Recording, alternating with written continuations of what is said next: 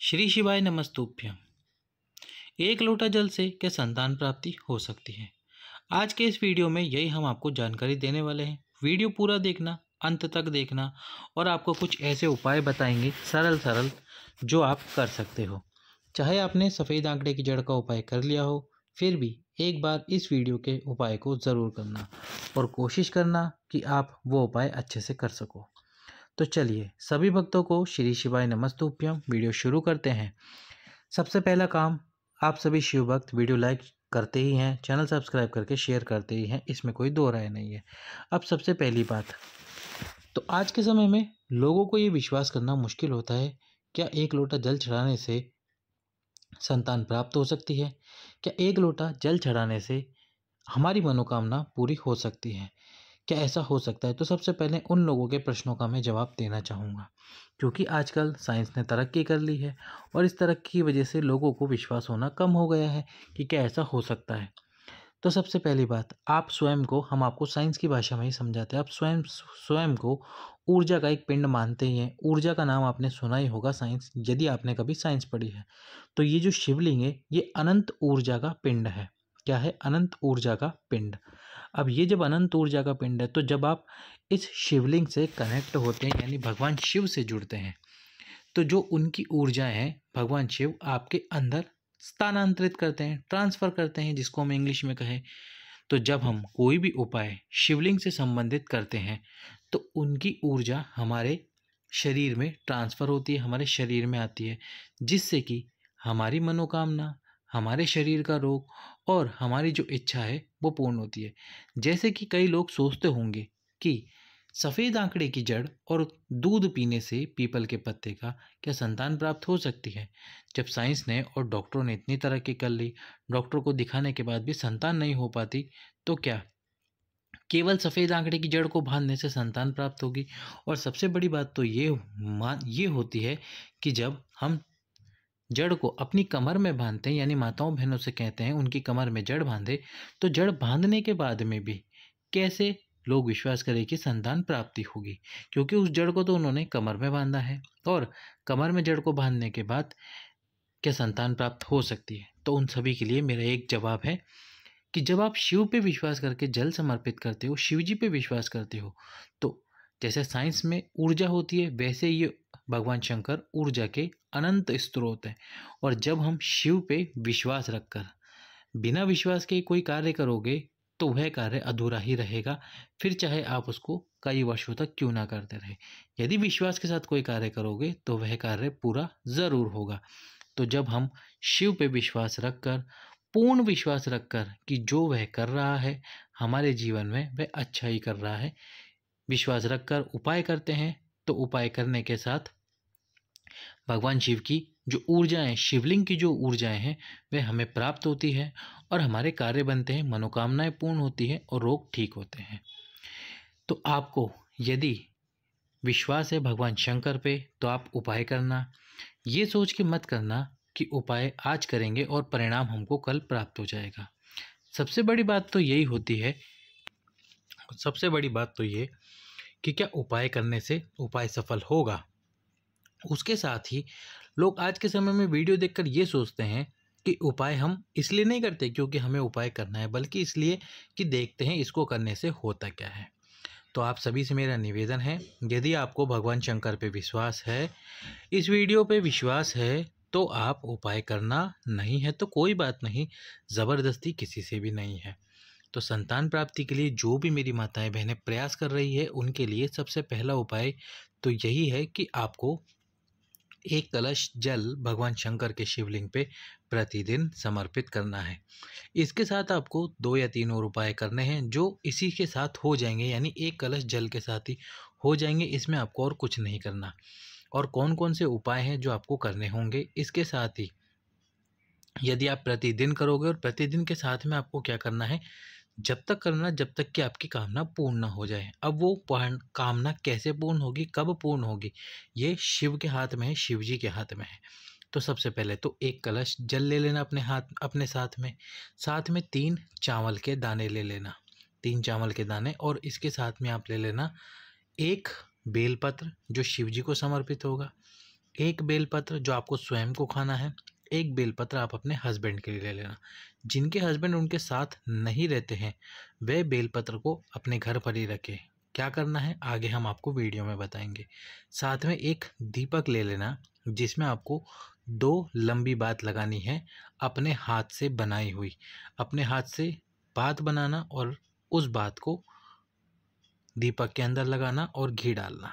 चलो तो अब उपाय देखो कैसे कैसे कैसे करने हैं आपको।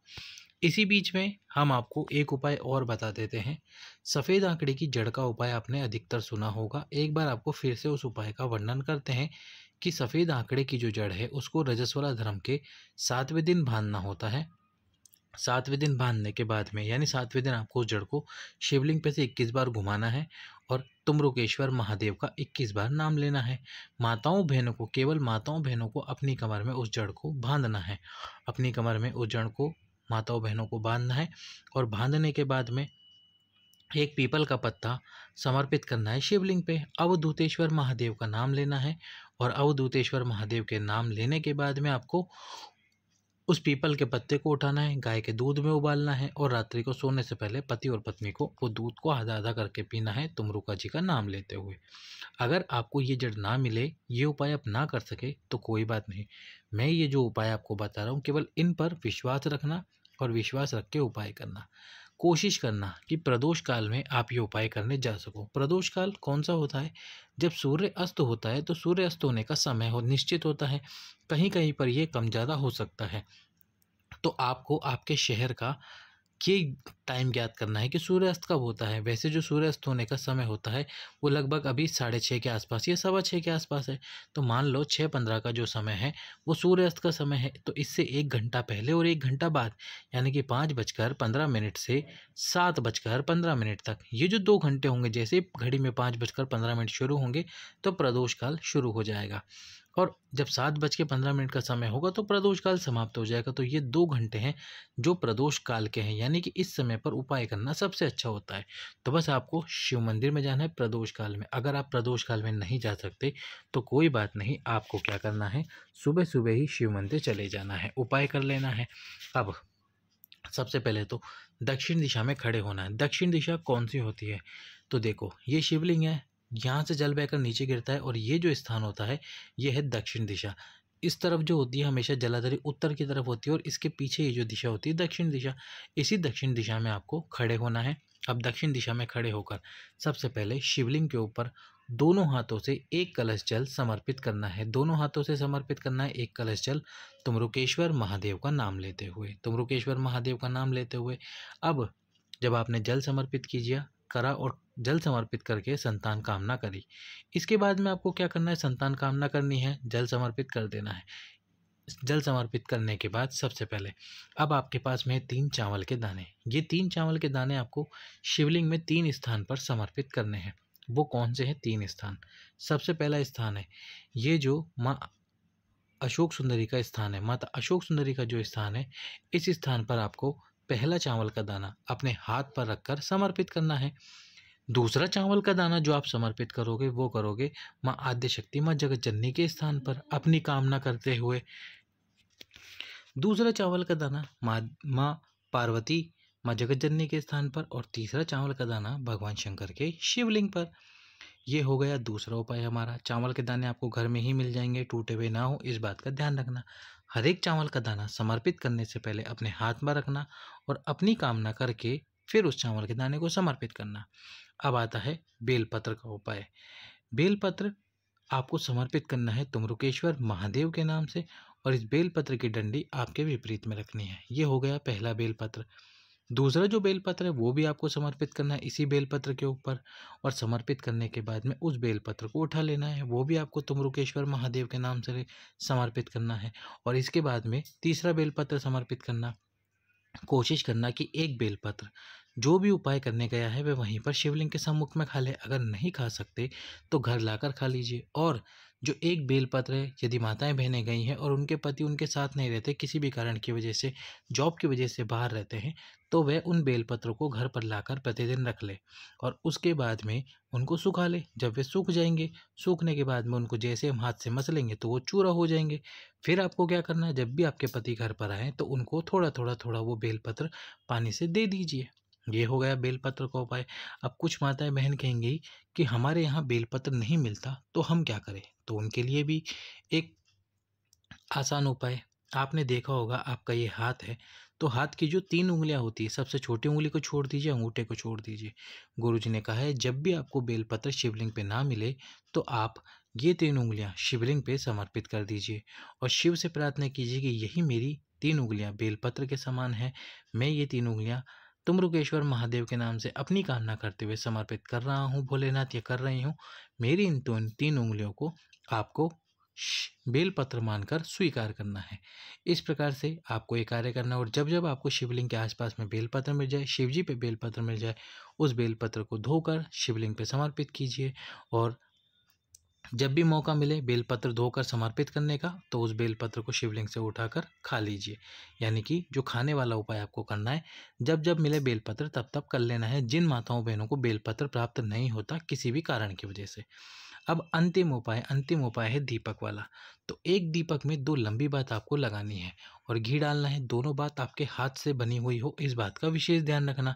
दोनों बात आपके हाथ से बनी हुई हो और इन दोनों बात को, यानी कि दीपक को बात में लगाकर दीप शिवजी के सम्मुख में प्रज्वलित करना, माँ आद्य शक्ति का स्मरण करना और भगवान शंकर का स्मरण करना। इस प्रकार से दीप आपको प्रज्वलित करना है। अब ये उपाय जब आप करोगे तो इन उपायों के बीच में, जैसे मान लो 1 महीने आप करते हो तो प्रदोष भी आ जाएगी, तो उस दिन भी आपको यही उपाय कर लेना है। शिवरात्रि भी आ जाएगी, अमावस भी आ जाएगी, एकादशी भी आ जाएगी। हाँ, एकादशी के दिन जो माताएं बहनें चावल का इस्तेमाल नहीं करती, जिनका व्रत होता है और जिन्होंने ये बोल रखा है कि वे एकादशी के दिन शिवलिंग पे चावल समर्पित नहीं करेंगे या करती नहीं है, तो वे ना करें उस दिन, बस इस बात का ध्यान रखें। बाकी तो गुरुजी ने कहा है कि यदि आप किसी विशेष कामना के लिए उपाय कर रहे हो तो एकादशी के दिन भी चावल समर्पित कर सकते हो शिवलिंग के ऊपर। इस प्रकार से करना है आपको ये उपाय। इसमें जब आप दीप प्रज्वलित करोगे तो प्रतिदिन करना है आपको दीप प्रज्वलित। अब यदि आप चाहते हैं कि शिव मंदिर में जो दीप रखें उनको ही प्रज्वलित करना है, यानी कि उन्हीं में आप बात लगा कर आना चाहते हैं, तो आपको एक स्टील का दिया खरीदना होगा छोटा सा और उसको शिव मंदिर के अंदर रख कर आना होगा। ऐसा क्यों? ऐसा इसलिए कि जब आप बात अपने घर से लेकर जाएंगे और मंदिर में रखे हुए दियों में बात लगाकर प्रज्वलित करोगे तो उसका पुण्य फल आपको ही प्राप्त होगा। ऐसा गुरुजी ने अपनी कथाओं में बताया है कि हम मंदिर के दिए जब काम में लेते हैं और मंदिर में खाली दिया नहीं रखते नया, तो जो दिए मंदिर में रखे हुए हैं जिनमें हम दीप प्रज्वलित करते हैं, उन दियों में दीप प्रज्वलित करने के बाद उनका पुण्य फल हमको प्राप्त नहीं हो पाता। तो ये सभी उपाय आपको प्रतिदिन करने हैं। 1 लोटा जल, चावल, बेलपत्र, अक्षत और इसके साथ ही दीपक। बस यही उपाय करते रहना जब तक आपका विश्वास है शिव जी पे। शिव आपको इन उपायों का फल ज़रूर प्राप्त करवाएंगे। यदि आपके पास में समय हो और आपको सफ़ेद आंकड़े की जड़ मिल जाए तो आप उसका उपाय भी अवश्य ही बीच में कर सकते हैं। रजस्वला धर्म के 7वें दिन, जिनको रजस्वला नहीं आता वो सोमवार के दिन और प्रदोष के दिन। तो इस प्रकार से करने हैं आपको ये सभी उपाय। सभी भक्तों को श्री शिवाय नमस्तुभ्यम। हर हर महादेव। ओम नमः शिवाय।